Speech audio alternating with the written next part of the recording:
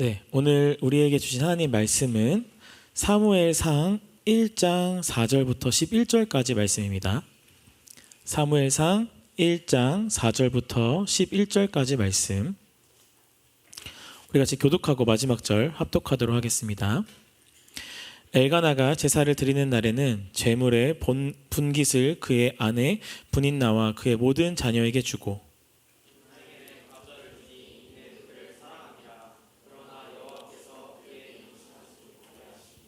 여호와께서 그에게 임신하지 못하게 하심으로 그의 적수인 분인나가 그를 심히 격분하게 하여 괴롭게 하더라.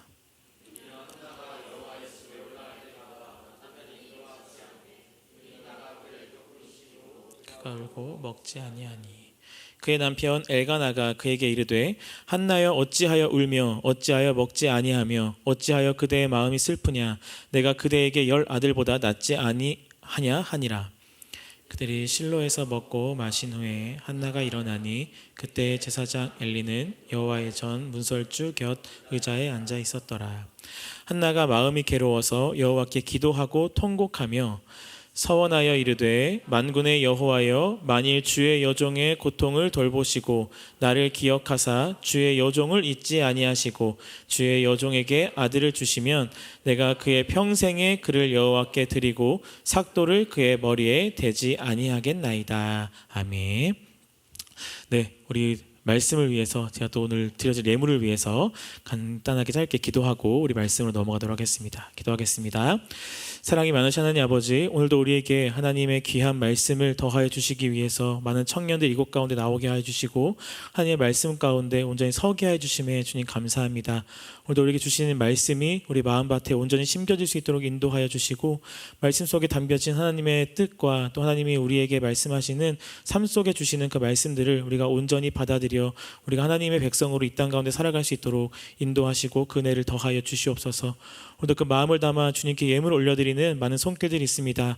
하나님 그 모든 예물들 기뻐 받아주시고 그 삶 속에 늘 함께 하셔서 많은 고통의 문제들, 많은 어려움의 문제들 늘 하나님께서 선하게 인도하여 주시며 하나님과 함께 나아가는 믿음의 발걸음 될 수 있도록 주님 더욱더 그 삶을 축복하여 주시옵소서. 혹여나 부족하여 하나님께 예물 올려드리지 못한 청년들이 있다면 하나님 그 마음이 다치거나 그 마음이 상심치 않게 해주시고 오직 주님께서 때에 따라 채워주시는 은혜를 경험하며 하나님과 함께 동행함으로 그 삶이 주님께 속하여 주님의 주권과 인도하심 가운데 나아감을 더욱더 경험함으로 하나님께 은혜 올려드리고 영광 올려드리는 아름다운 삶 될 수 있도록 함께하여 주시옵소서. 감사드리며 예수님의 이름으로 기도드립니다. 아멘. 네, 오늘은 저와 함께 이 사무엘상 말씀을 함께 묵상하도록 하겠습니다. 요즘 우리 청년들을 보면요, 여러 가지 삶의 고민들 또 좀 삶으로 살아가면서 겪어내는 많은 어떤 모습 속에서 많은 생각이 들어지고 많은 고민이 들어질 때가 많은 것 같아요. 그래서 저도 늘 하는 고민이거든요. 내가 목회의 길을 가고 있지만 내가 이 세상에 속한 한 사람으로서 혹은 나에게 닥쳐오는 현실적인 문제 가운데 나는 그것을 어떻게 받아들이고 어떻게 생각하고 어떻게 나아갈까? 또 내가 한 신앙인으로서 그리스도인으로서 살아갈 때 어떤 교회에서나 혹은 내 가정에서나 나의 삶의 문제들이 다가올 때 내가 그런 문제들을 어떻게 바라보고 내 그 문제들을 어떻게 헤쳐나가야 할까라는 고민들이 저에게도 있단 말이죠. 곧 여름 수련회가 다가오는데 우리 수련회의 주제가 그리스도인으로서 세상을 어떻게 살아가느냐의 주제이기도 해요. 오늘 말씀이 그것 조금 더 연결되어지기도 하는데 우리가 살면서 맞닥뜨리게 되는 고통의 문제 속 또 고통의 상황 속에서 우리는 하나님을 믿는 사람이라고 하는데 이 기독교인들로서 그런 문제 속에서 우리가 어떠한 삶의 방향과 어떠한 생각과 마음과 믿음으로 나아가야 하는지를 오늘 이 한나의 이야기를 통해서 함께 좀 묵상하며 나아가도록 하겠습니다. 오늘 이 사무엘상 이야기는요, 특히 우리가 읽은 이 한나의 이야기는 많은 사람들이 아는 이야기이기도 해요. 생소하지 않은 말씀이기도 한데요. 오늘 읽은 이 말씀에 나오는 이 한나의 이야기를 통해서 이 인물이 겪게 되는 이 모습을 통해서 우리가 한나가 겪게 되는 고통의 문제와 우리의 삶의 문제, 한나는 그 고통을 어떻게 헤쳐나가는가, 우리는 이 삶 속에서 고통의 문제 가운데 그런 상황 속에 있을 때 어떻게 나아가야 하는가를 함께 좀 바라보려고 합니다. 오늘 이 한나라고 하는 인물이 나오는데요. 한나는 오늘 우리가 지금 읽은 것처럼 엘가나라고 하는 남편의 아내예요. 그죠? 그런데 문제는 뭐예요? 이 한나의 남편인 엘가나에게는 한나 말고도 분인나라고 하는 또 다른 아내가 있었다라는 겁니다. 그래서 한나 외에 분인나라고 하는 또 다른 아내 가운데 이 분인나와 한나 사이에 생기는 고통의 문제에 대해서 이야기를 해주고 있어요. 이 분인나에게는 자식이 있었고 한나에게는 자식이 없었습니다.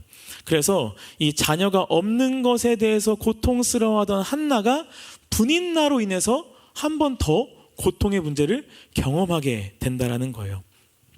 분인나는 한나가 자녀가 없음을 가지고 놀리기도 하고 비하하기도 하면서 그녀를 더 괴롭게 했습니다. 그래서 한나가 자녀가 없는 고통뿐만이 아니라 이 분인나로 인해서 더 고통스러운 문제 가운데 나아가게 된다라는 거예요. 사실 분인나의 입장에서는 한나가 굉장히 좀 질투나는 존재였을 거예요. 왜냐하면 나는 자녀가 있고 저 여자는 자녀가 없는데 내 남편이 누구 더 사랑해요? 내가 아닌 저 한나를, 자녀가 없는 한나를 더 사랑하기 때문이에요. 7절 말씀, 오늘 7절 말씀에서 이렇게 이야기하고 있는데요. 우리 7절 말씀 한 번 더 읽어봅시다. 매년 한나가 여호와의 집에 올라갈 때마다 남편이 그같이 하매 분인나가 그를 격분시킴으로 그가 울고 먹지 아니하니. 분인나로 인하여 한나가 어떻게 하고 있어요? 슬퍼하고 식음을 전폐하고 있다고 이야기합니다. 우리가 그러면 이제 한나의 고통에 대해서 좀 한번 보길 원하는데요. 고통의 문제는 두 가지였어요. 뭐였죠? 자녀가 없는 것과 이 분인나라고 하는 존재였죠. 그러면 여러분, 이 분인나라고 하는 존재가 왜 한나에게는 고통이 될까요? 왜 고통이 될까요? 네, 남편은 하나인데 부인이 몇 명이에요? 2명이에요. 이게 뭐예요? 일부 다처제 상황 속에 있다는 겁니다. 엘가나에게는 2명의 아내가 있었기 때문에 그 여인 둘 사이에는 질투와 질투로 인해 겪게 되는 고통의 문제가 생겼다라는 거예요. 성경을 좀 읽어보신 분들은 이런 걸 좀 많이 보게 될 거예요. 한 남자의 아내가 많은 사람들. 근데 그 아내가 많은 사람들이 성경에서는 되게 위대한 사람으로 세워지기도 하고 이야기되기도 한다라는 거예요. 그렇게 평가가 돼요. 그래서 가끔은 저도 읽으면서 이게 맞나? 싶기도 한 부분들이 있었는데 몇몇 청년들이 가끔 물어봐요. 목사님, 이게 맞나요? 이 사람이 정말 위대한 사람이 맞나요? 왜 아내가 여러 명이죠? 이걸 어떻게 받아들여야 되죠? 라고 물어볼 때가 있어요. 성경은 보면요, 특히 우리가 사무엘상을 이제 볼 건데 사무엘상에 나오는 대표적인 인물이 있어요. 누구죠? 제일 유명한 왕이 하나 있어요. 다윗 왕, 그죠? 다윗 왕은 아내가 한 명이었을까요? 여러 명이었을까요? 아내가 여러 명이었어요. 그런데 다윗은 성경 가운데 가장 위대한 인물 중에 한 명으로 꼽히나요? 꼽히지 않나요? 꼽혀요. 유대인들에게 있어서는 이 다윗이라고 하는 존재가 굉장히 성경의 인물 가운데 굉장히 큰 존재로 다가온다라는 겁니다. 아니, 다윗이 아내가 여러 명이라면서요. 근데 이런 다윗이 왜 이렇게 위대한 사람으로 성경은 이야기하고 있는 겁니까? 이거 어떻게 받아들여야 되죠? 성경은 일부 다처제를 인정하고 있는 건가요? 그럼 우리도 네, 여러분, 어떻게 받아들여야 하냐 이거죠. 성경은요, 이 부분에 대해서 침묵하고 있는 것처럼 보일 수도 있어요. 왜냐하면 그런 사람들이 되게 하나님의 선한 사람으로 되게 신앙적으로 위대한 사람으로 비춰지기 때문에. 그런데 성경은 일부 다처제에 대해서 이게 아무렇지 않은 것이고 그냥 침묵하고 넘어갈 당시의 문화였다라고 하고 넘어가지 않습니다. 구약학자 중에서 월터 브루그만이라고 하는 사람이 있어요. 네, 이 사람이 이 구약 성경을 연구한 학자인데 이분이 이 성경, 특히 구약 성경을 보면서 일부 다처제의 모습을 다 조사했어요. 그러면서 발견한 게 하나 있습니다. 뭐냐면 성경은 일부 다처제의 이야기를 통해서 그 가운데 고통이 있음을 알려주고 있다라고 이야기한다는 거예요. 고통이 있음을 알려주고 있다. 우리가 겨울에 봤던 야곱, 여러분 기억하세요? 야곱의 아내가 몇 명이었나요? 몇 명이었어요? 네, 4명이었어요. 그죠? 처음에 사실 야곱은요, 라헬을 사랑했어요. 라헬을 아내로 맞이하기 위해서 굉장히 노력했는데 삼촌 라반의 계략으로 인해서 라헬을 얻지 못하고 그의 언니인 레아를 얻게 됩니다. 그래서 다시 어쩔 수 없이 내가 사랑하는 여자를 아내로 맞이해야 되잖아요. 그래서 열심히 노력해서 라헬을 얻게 돼요. 결국 어떻게 된 거예요?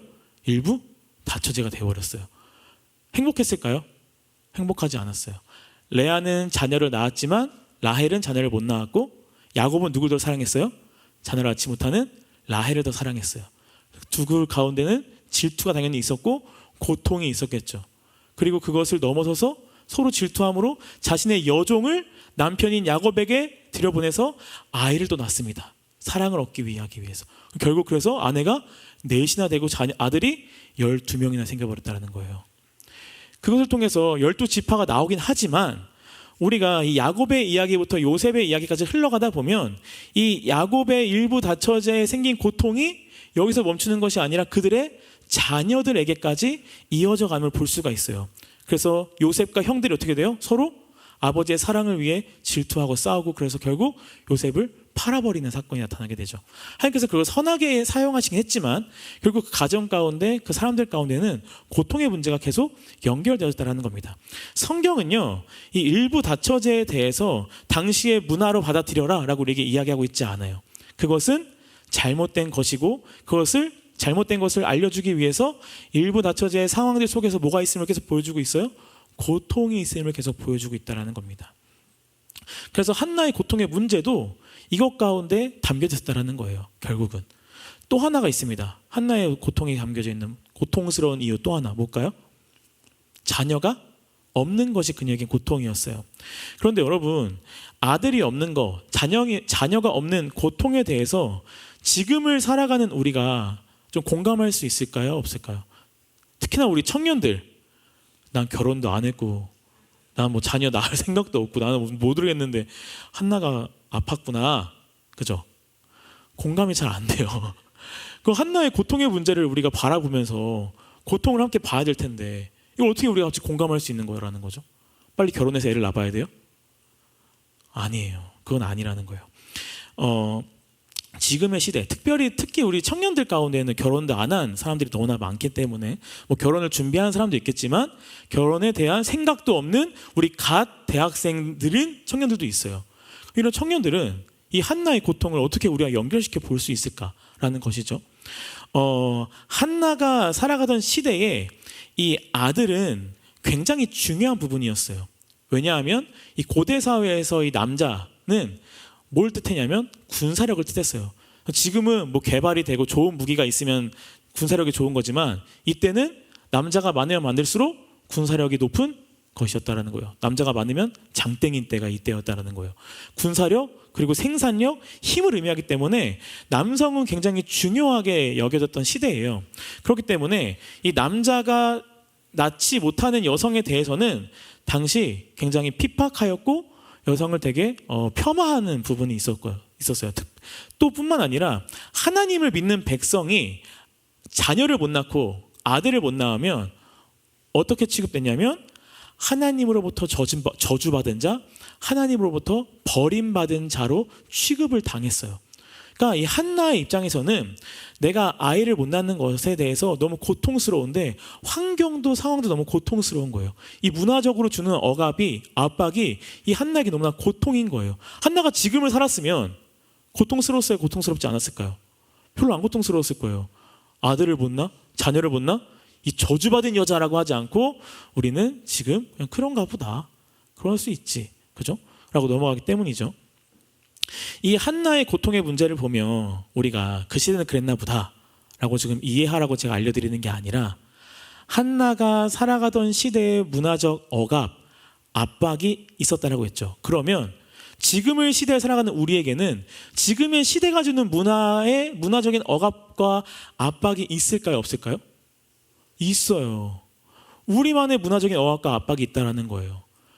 여러분들이 의식하지 않는 것처럼 보이지만 모두가 굉장히 의식하며 신경 쓰며 살고 있는 것이 있습니다. 무엇이죠? 외모예요, 외모. 지금 시대, 그죠? 네. 그래서 뭐 여러분들은 그렇게까지 안 할 사람들이 많겠지만 뉴스를 보다 보면 취업하려고 성형수술을 하는 사람도 굉장히 많다라는 거예요.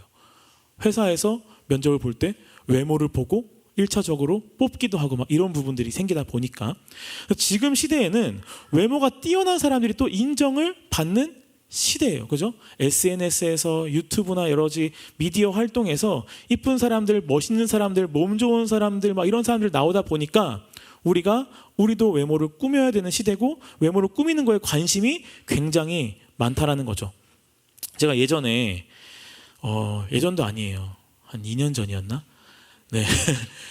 그 초등부 학생들한테 설교를 하다가 그 밸런스 게임을 했는데 뭐였냐면 100억 있는 김정현 목사님 vs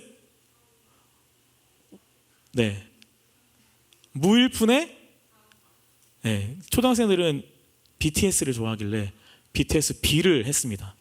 그래서 여러분 누굴 고를 거예요? 이랬더니 뭐라고 했을까요? 여러분 너무 바로 대답 나오는 거 아니에요? 이 정도만 돼도 상처 안 받아요. 어떤 친구가 뭐라 그랬냐면 목사님이랑 사귀어서 뽕 뽑아 먹고 B한테 가겠다라고 한 거예요. 제가 그 답을 듣고 어땠을까요? 와, 차라리 그냥 날 고르지 말지. 굳이 날 또 골라가지고 뭘 뽑아 먹고 또 글로 가겠다고. 그죠? 이 어린 아이들부터도 지금은 외모가 되게 중요시 되는 문화예요. 초등학교 4학년, 5학년 돼도 늘 뭘 갖고 다니는지 아세요? 여자들은? 거울과 틴트를 계속 갖고 다녀요. 초등학생들이 예배를 드리는데 틴트를 계속 발라요. 그래서 제가 그만 발라. 제발 그만 발라 해도 이거 없으면 자기 교회 못 온대요. 그러니까 그 정도로 초등학생들이 여러분 이 외모에 대해서 특히 여자아이들 굉장히 신경을 많이 써요. 남자아이들도 은근히 많이 씁니다. 얼굴에 이렇게 여드름 나잖아요. 애들이 그때부터 모자를 쓰고 와요. 후드를. 그래서 절대 얼굴 안 보여줘요. 보여주고 싶지가 않대요. 그러니까 지금의 문화가 주는 이 외모적인 압박이 굉장히 우리에게 생각보다 크다는 거예요. 그래서 저도 있을까요? 없을까요? 나름 있어요. 나름 있습니다. 네. 이게 우리가 살아가는 시대 속에 있는 문화적 억압이라는 거예요. 그래서 혹시나 내가 사람들 앞에서 사람들이 뭔가 나를 이쁘게 안 보거나 멋있게 안 보면 조금 스트레스 받기도 하고 좀 그게 나를 위축하게 만들기도 하고 그런 좀 고통의 문제에 놓이기도 하는 문제들도 있다는 거예요. 또 하나가 뭘까요? 우리 문화 속에 있는 우리를 억압하는 거? 평가받는 문화가 있죠. 우리는 늘. 그렇죠? 사람들과의 상대적인 평가 속에서 내가 더 나은 사람인가 더 낫지 않은 사람인가에 대해서 비교가 되어지고 평가가 되어집니다. 그래서 우리는 늘 어떤 누군가보다 뒤떨어지지 않고 인정받기 위해서 굉장히 늘 열심히 살아가요. 그런데 어쩔 수 없이 평가 속에서 내가 누군가에 뒤처지거나 떨어지거나 선택받지 못하거나 인정받지 못하면 우리 어떻게 돼요, 여러분? 루저처럼 살아갈 때가 있다는 거예요. 패배감에 젖어들기도 하고 자괴감에 쪄들기도 하고 그래서 내가 나로서의 자존감을 살아가지 못하는 어떠한 내가 이제 어떻게 살아가야 되지? 나는 해도 아무것도 안 되는 것 같아 라고 하는 패배감 속에 나의 어떤 고통의 문제 속에 살아가게 될 때가 있다는 겁니다. 한나가 살았던 시대의 문화적인 시대 상황 속에서 보여지는 문화적인 억압은 아이였다면 지금을 살아가는 시대상 속의 문화적인 억압 속에 있는 우리는 지금 제가 대표적으로 외모와 평가에 대해 얘기했지만 그 외에도 정말 많은 것들이 있어요. 그것들로 인해서 우리는 고통스럽고 괴로워하고 고민하게 될 때가 참 많다라는 겁니다. 사회 환경은 갖는 고통이 우리 가운데도 여전히 있다라는 거예요. 한나처럼. 그러면 여러분 우리는 어떻게 이런 문제를 좀 타파해야 될까라는 거죠. 한나는 그런 고통의 문제 속에 어떻게 나아갔냐라는 겁니다. 한나의 고통 해결 방법을 좀 봤으면 좋겠는데요, 여러분. 한나가 이런 고통의 문제를 어떻게 해결했냐. 오늘 6절과 8절 말씀 같이 한번 읽어보도록 하겠습니다. 6절과 8절 말씀 시작. 여호와께서 그에게 임신하지 못하게 하심으로 그의 적수인 분인나가 그를 심히 격분하게 하여 괴롭게 하더라. 8절. 그의 남편 엘가나가 그에게 이르되 한나여 어찌하여 울며 어찌하여 먹지 아니하며 어찌하여 그대의 마음이 슬프냐. 내가 그대에게 10 아들보다 낫지 아니하냐 하니라. 분인나도 그렇고 엘가나도 그렇고 한나에 계속 들려오는 두 가지의 목소리였어요. 분인나는 뭐예요? 너는 애도 못 낳는 사람이야 라고 하는 계속 이게 한나의 자존감을 떨어뜨리고 고통스럽게 하는 인물이었고요. 오늘 8절에서 읽은 엘가나 남편은 뭐라 그래요? 한나야 울지 마. 너 왜 먹지도 않고 왜 그거 슬퍼하고 있어? 내가 너를 더 사랑하잖아. 그 사랑으로 인해서 분인나가 갖고 있는 10 아들보다 내가 더 낫지 않냐? 라고 한나한테 이야기해 주는 거예요. 여러분 이 엘가나 어때요? 좀 어떤 것 같아요? 스윗한가요? 이런 남자친구 여자친구 있으면 좋겠나요? 네, 막 고대 끄덕이는 사람이 있어요? 여러분 이렇게 따뜻하게 말해주는 엘가나에게 또 하나의 아내가 있었다는 사실, 그죠? 이런 거예요. 남자친구가 혹은 결혼을 했어요. 결혼을 했다고 해봅시다. 남편이 어떤 애기와 여자를 데리고 옵니다. 집에. 뭐야 이거. 괜찮아, 울지 마, 당황하지 마. 난 널 더 사랑해. 나 너 진짜 사랑해. 이 아들보다 내가 있잖아, 너 옆에. 라고 얘기해요. 너무 따스하게, 너무 스윗하게, 진심을 다해서. 여러분 위로 되세요? 위로가 안 되죠. 위로가 안 됩니다. 이 브닌나와 이 한나의 어떤 질투 상황에서 한나는 어떻게 보면 그게 위로가 될 수도 있어요. 왜냐하면 너무나 내가 없애버리고 싶은 사람이, 서로가 없애버리고 싶은 사람이잖아요. 근데 서로가 쟁취하고 싶은 남편이 나를 더 사랑한다고 하니까 그게 조금 위로가 됐을 수도 있습니다. 그럼 한나가 그 위로 속에 있었는가 안 있었는가, 그 남편의 따스한 위로 속에 한나는 9절에서 이렇게 반응해요. 우리 9절 말씀 같이 읽어볼까요? 그들이 실로에서 먹고 마신 후에 한나가 일어나니 그때의 제사장 엘리는 여호와의 전 문설주 곁 의자 옆에 앉아있더라. 한나가 어떻게 합니까? 그 남편의 위로 속에서 고마워라고 하나요? 아니요. 뭐라고 돼 있어요? 실로에서 먹고 마신 후에 한나가 일어났다라고 돼 있어요. 일어났다. 이 실로라는 곳은요, 당시 예배드리는 곳이에요. 예배드리는 곳. 한나가 그 자리를 일어납니다. 히브리 성경을 보면요, 일어나다라는 이 단어가 가장 앞에 와요. 우리 영어에서도 가장 앞에 오면 뭐죠? 강조, 그죠? 강조. 한나가 그 자리를 일어났다라는 것을 강조하고 있다라는 거예요. 이게 무슨 말일까요? 한나가 그 자리를 일어났다라고 하는 것이, 남편의 그 따스한 위로 속에 한나가 그 자리를 일어났다라는 것은 한나가 더 이상 나의 정체성을 이 사회적인 문화적 억압과 환경 속에 두지 않겠다라고 하는 거예요. 이게 무슨 말이냐면 한나가 엘가나, 남편의 따뜻한 위로에 마음이 녹아내려서 그 마음의 위로를 받아서 남편이 나를 더 사랑한다라는 걸 내가 이제 인지하고 인식해서 위로를 받고 마음이 좀 나아졌다고 합시다. 그럼 한나의 고통의 문제는 끝날까요? 끝나지 않아요. 또 다른 문제가 발생해요. 이제 이러는 거죠. 분이 나가와서 자녀도 없는 이 저주받은 여자. 그럼 한나가 뭐라 그럴까요? 남편 사랑도 못 받는 게, 그죠? 둘에 있어서 고통의 문제가 사라지는 게 아니에요. 또 다른 질투와 또 다른 고통이 그들을 다시 한번 억압하고 그들을 뒤감싼다라는 거예요. 그렇기 때문에 한나는 오히려 그 모든 것에 반응하지 않고 그 자리를 일어나 버렸습니다. 나의 정체성은 이제 여기에 있는 게 아니야. 그리고 한나가 어디를 가요? 하나님께로 나아가요. 한나가 그리고 하나님께로 나아가요. 10절과 11절 말씀 우리 같이 한번 읽어볼까요? 10절과 11절 말씀 시작. 한나가 마음이 괴로워서 여호와께 기도하고 통곡하며 서원하여 이르되 만군의 여호와여, 만일 주의 여종의 고통을 돌보시고 나를 기억하사 주의 여종을 잊지 아니하시고 주의 여종에게 아들을 주시면 내가 그의 평생에 그를 여호와께 드리고 삭도를 그의 머리에 대지 아니하겠나이다. 한나가 자리를 일어나서 어떻게 합니까? 하나님께 나아가 기도합니다. 기도해요. 그런데 여러분 10절에 보면 한나가 어떻게 기도하고 있어요? 한나가 어떻게 기도하고 있어요?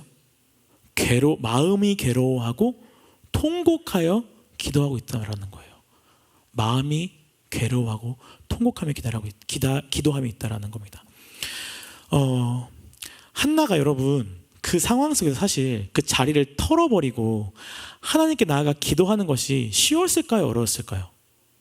쉽지 않았을 거예요. 쉽지 않았을 겁니다. 우리가 생각보다 어떤 고통의 문제 가운데 굉장히 억눌려 있고 고통의 문제가 나를 굉장히 크게 압박하고 억압하다 보면요, 오히려 기도하는 것이 아니라 기도하는 것이 더 두려워질 때가 있어요. 제가 작년에 너무너무 삶이 고통스러웠어요. 그래서 이 삶을 내가 안 살고 싶다라는 생각을 막 한 번씩 할 때가 있었어요. 차라리 그러니까 죽겠다라는 게 아니라 여러분, 목회자로서의 삶을 내려놓고 싶다. 차라리 그냥 내가 직장 다녔으면 어땠을까? 막 이런 생각을 할 때가 있었어요. 너무 스스로의 막 자괴감이 들 때가 있었고 너무 힘들어서 그때 제가 이제 이런 고민과 문제가 있어서 주위에 다른 목사님들이랑 만나서 막 얘기를 했어요. 목사님들이 저한테 위로의 말씀도 해주고 힘내라고 막 다독여줬는데 그 중에 한 목사님이 저한테 뭐라고 했냐면, 목사님, 이거는 우리 같이 기도해야 될 문제인 것 같아요. 같이 기도합시다라고 하는 거예요, 저한테. 제가 어땠을까요? 그 이야기를 듣자마자. 아, 맞다, 기도해야지라고 했을까요? 속으로 이랬어요. 나도 아는데 저 말 너무 불편하다라는 생각이 드는 거예요, 제 안에. 그래서 그 목사님 연락이 왔어요. 목사님, 지금 이 시간에 뭐 하세요? 집에 있습니다. 나와서 같이 기도합시다. 나오세요. 죄송해요, 제가 좀 몸이 아파서 제가 좀 상황이 안 돼서 안 나갔어요, 기도하러. 그리고 저는 그 고통의 문제 속에서 해결하고자 저 나름대로 굉장히 많은 고민, 그리고 이 경험이 많은 목사님들과 어떻게 타파해야 될지에 대해서 막 논의하고 연락하고 막 이런 답을 찾기 위해 나아가고 있었어요. 그런데 제 그 고통의 문제가 어떻게 됐냐면요, 해결된 게 아니라 더 넓어지고 더 커졌어요. 단순히 내 삶 속에 나 스스로의 고통의 문제였는데 그 고통의 문제가 사람과의 관계까지 나아가서 사람과의 관계도 계속 불편해지고, 아내와의 관계 속에서도 아내와 계속 싸우게 되고, 뭔가 내 고통의 문제가 끝나는 것이 아니라 점점 더 다리를 뻗쳐서 나가기 시작하는 거예요. 더 고통스럽고 더 괴롭게. 그래서 제가 결국에는 할 수 있는 게 아무것도 없는 거예요, 내 마음에. 정말 너무 불편하고 너무 힘든 거예요. 그래서 결국에는 밤에 혼자 교회 그 예배당에 가서 기도를 했어요. 기도가 됐을까요, 안 됐을까요? 기도가 안 돼요. 그냥 가만히 앉아 있다가 온 적도 있고, 어느 날은 잠깐 기도했는데 너무 서글프고 서러워서 울다가 온 적도 있고, 하나님과의 대화가 아니라 그냥 나 혼자 하나님께 막 떠들다가 온 적도 있고, 또 그 어느 날은 갑자기 그냥 가만히 기도하지 않고 있다가 온 적도 있고. 그렇게 사실 기도의 자리를, 제가 잠시 일어나서 기도의 자리를 갔을 때 제 삶의 고통의 문제가 어떻게 됐을까요? 시간이 지나면서 자연스럽게 해결되어 가 있는 거예요. 뒤돌아보니까 내가 지금 이 자리에 와 있네? 그 문제가 해결되어졌네? 라는 생각이 드는 거예요. 그때 제가 뭘 깨달았냐면 두 가지 깨달았는데, 첫 번째는 기도하며 나아갔더니 하나님께서 나와 함께 하시고 역시 하나님께서 나의 삶을 인도하시는 분이시구나. 내가 아무것도 할 수 없는 상황 속에서 하나님을 찾고 하나님께 그래도 나아갔더니 하나님이 나의 삶 가운데 역사하셨구나. 또 한 가지 뭔지 아세요? 또 한 가지 깨달은 게 뭐냐면, 여전히 내 삶의 주인은 내가 되고 싶구나 하는 걸 깨달았어요. 기도하고 싶지 않은 불편함은요, 내가 어떻게든 이걸 좀 해결해보고 싶은, 그래서 내가 해결해서 나의 삶의 안식을 내가 찾고 싶은 나의 욕심, 내 삶의 주인이 나라고 하는 내 삶의 주인 의식이 저한테 여전히 많았던 거예요. 그래서 기도의 자리가 불편했던 거죠. 내가 아무것도 할 수 없고 하나님께 언제 맡겨야 되고 하나님께 드려야 되고, 하나님께 기도하는, 언제 또 기다려, 기도한다고 당장 해결되는 것도 아니고 어떻게 될지도 모르겠고, 오히려 내가 뜻하지 않은 대로 하나님이 인도하시면 어떡하지? 그거 싫은데? 라고 생각하는 어떤 그런 두려움과 불편함이 제 안에 생겨서 제 안에 주인인 내 삶을 내가 원하는 대로 움직이고 싶고 살아내고 싶은 마음에 기도가 불편했던 거예요. 그런데 그 기도를 시작으로 어떤 어려움의 마음이 있을 때, 고민이 있을 때 기도하면 기도할수록 제 안에 뭐가 생겨났냐면, 내 삶의 주인이 하나님이심을 조금씩 인정해 가기 시작했다라는 거예요.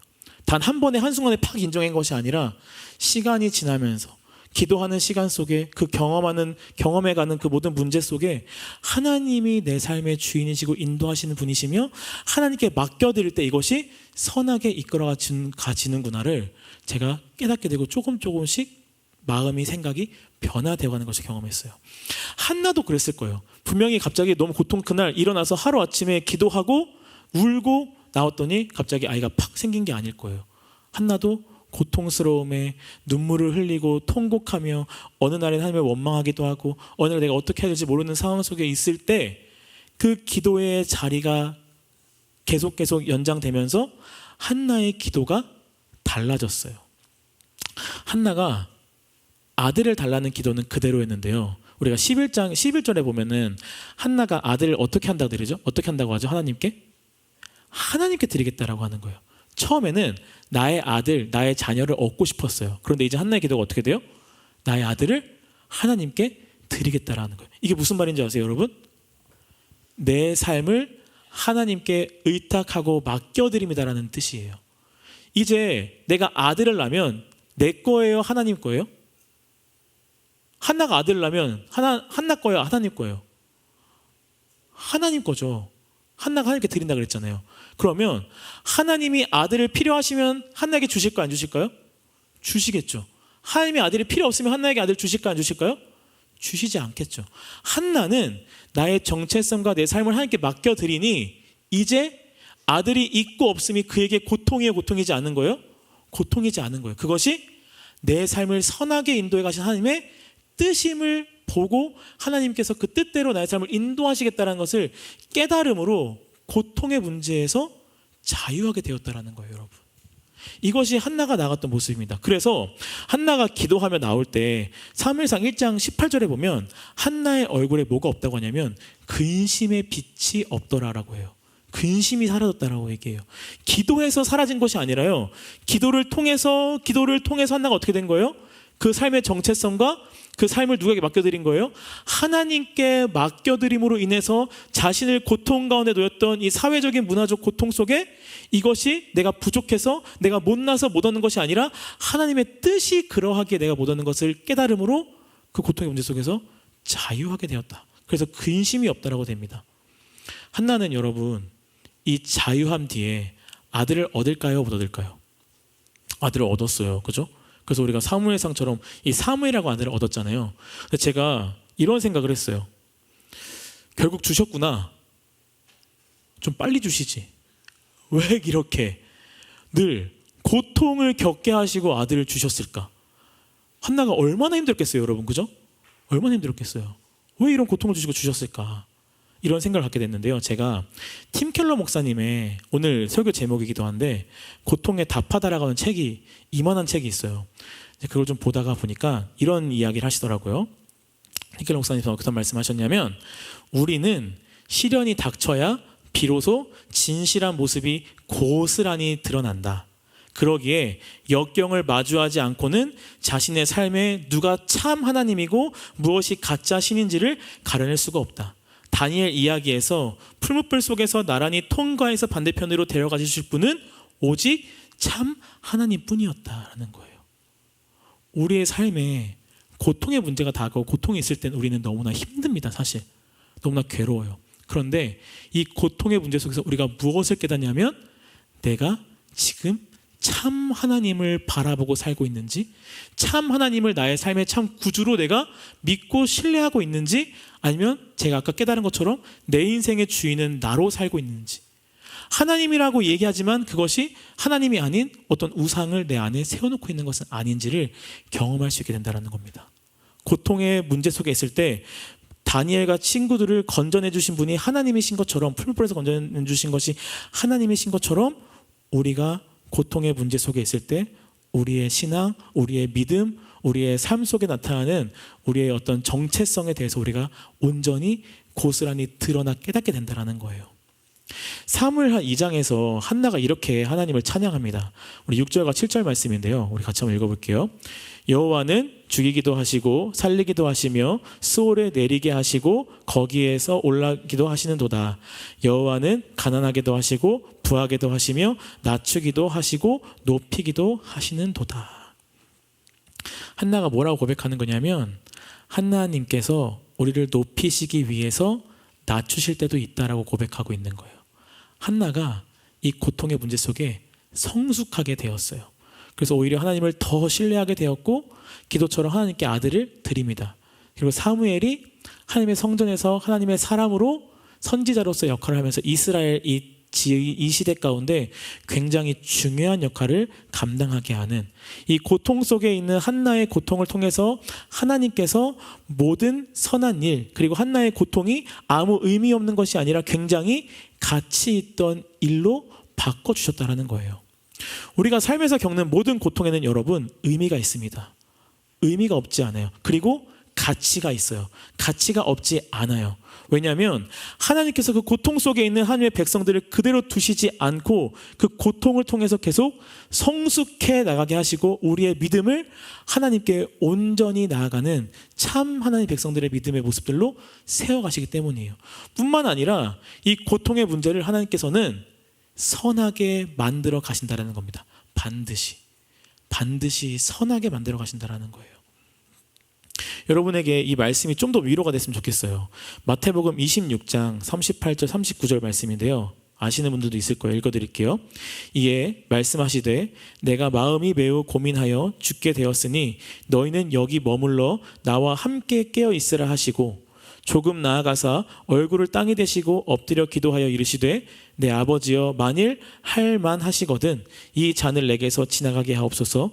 그러나 나의 원대로 마옵시고 아버지의 원대로 하옵소서 하시고. 누구의 고백이죠? 예수님의 고백입니다.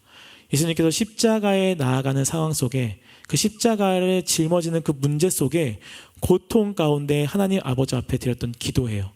하나님 너무 고통스럽습니다. 정말 가능하시다면 이 잔을 치워주세요.